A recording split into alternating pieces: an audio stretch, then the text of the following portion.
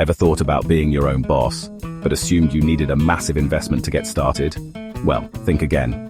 The cleaning industry in the UK is a powerhouse worth over £10 billion. And guess what? It's always growing.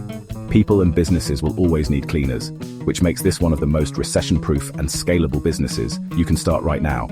So you're ready to launch a profitable cleaning business.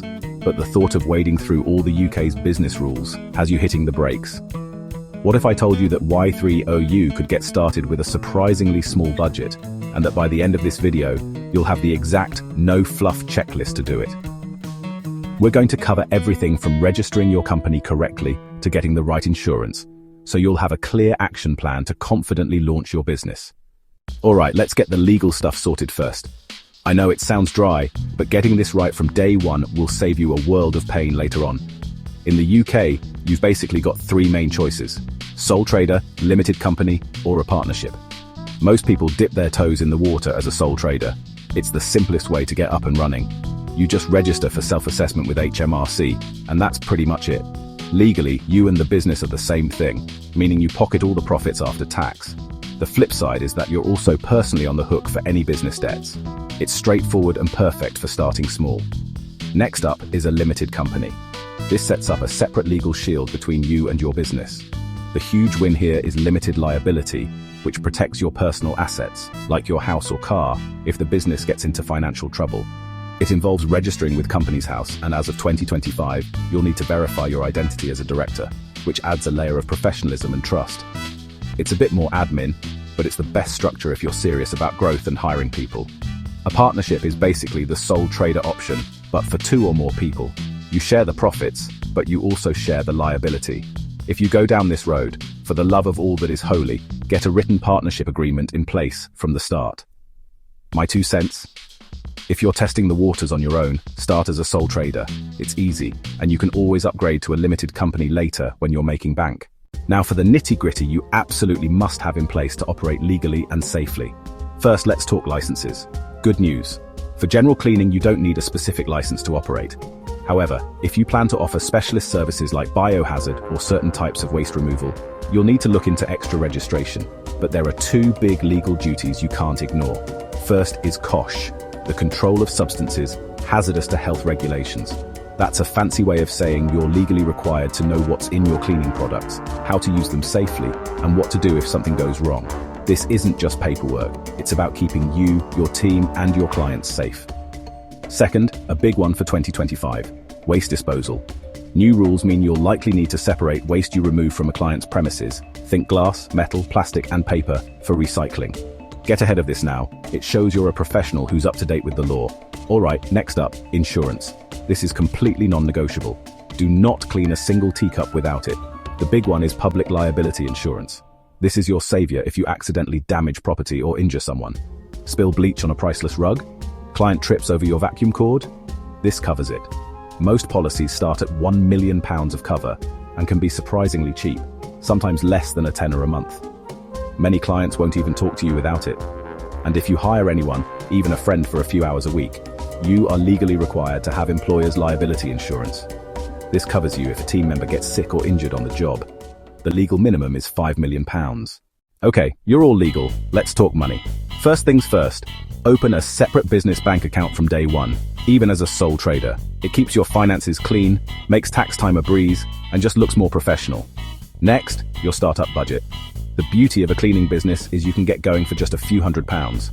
Your main costs are supplies, a decent vacuum, a mop, color-coded microfiber cloths, and quality cleaning solutions. You can get a solid starter kit for under £100. Don't forget PPE like gloves. Insurance. Factor in your first few months of cover. Marketing. Can be nearly free to start, which we'll cover next. Transport. The cost of getting from A to B. So, the million-dollar question, what do you charge? Don't panic. Start with an hourly rate. Hop on Google and see what cleaners in your local area are charging. Right now, a rate of £15 to £20 per hour is a solid starting point for 2025. Don't sell yourself short. You're a pro, not doing a favor. Once you're established, you can switch to pricing per job, which is usually where the better profits are. You're ready to roll, but the phone isn't ringing. Let's fix that. Your number one priority today should be creating a Google business profile. It's free and puts you on Google Maps. So when someone desperately searches "cleaner near me," boom, there you are. Gently nudge your first few clients to leave a review. Those 5-star ratings are basically digital gold. Next, hit up local online communities. Post a friendly ad on Gumtree, Bark, or Checkatrade. More importantly, join local Facebook groups. These places are full of people asking for recommendations. A simple post introducing your new, local, and fully insured cleaning service can land you your first booking. And don't sleep on good old-fashioned flyers. Get some simple business cards or leaflets printed and drop them in residential areas you want to work in. Think neighborhoods with young families or new build estates. Finally, a simple website and a social media page act as your digital shop window. You don't need anything fancy. A one-page site with your services, contact info, and a couple of happy testimonials builds instant trust. Post some satisfying before and after photos on Instagram. People love that stuff. The real dream for many is to grow beyond just themselves. That means hiring a team. When you hire your first employee, remember those legal duties. You'll need that employer's liability insurance we talked about. You also must pay them at least the national living wage, which from April 2025 is set at £12.21 per hour for those 21 and over. And don't forget to budget for employer national insurance contributions, which have also seen an increase, adding to your costs. Hiring isn't just about finding another pair of hands. It's about protecting your hard-earned reputation. Train your staff on your cleaning standards, and most importantly, on COSHH and health and safety. Your business is only as good as its worst cleaner, so invest the time here. Once you have a great team, you can take on more clients, bid on bigger commercial contracts, and maybe add special services like carpet cleaning. This is how you turn your one-person gig into a real thriving business. And there you have it, your roadmap to launching your cleaning business in the UK.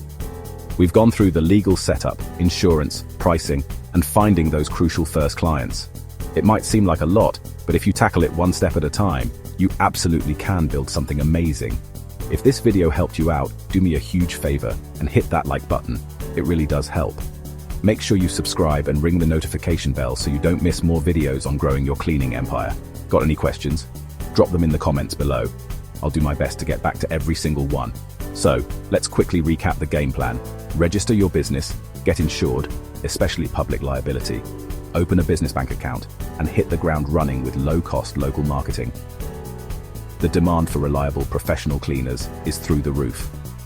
With a bit of hard work and a professional attitude, there is no reason you can't build an incredibly profitable business. You have the checklist, you know the steps, now go make it happen. You've got this.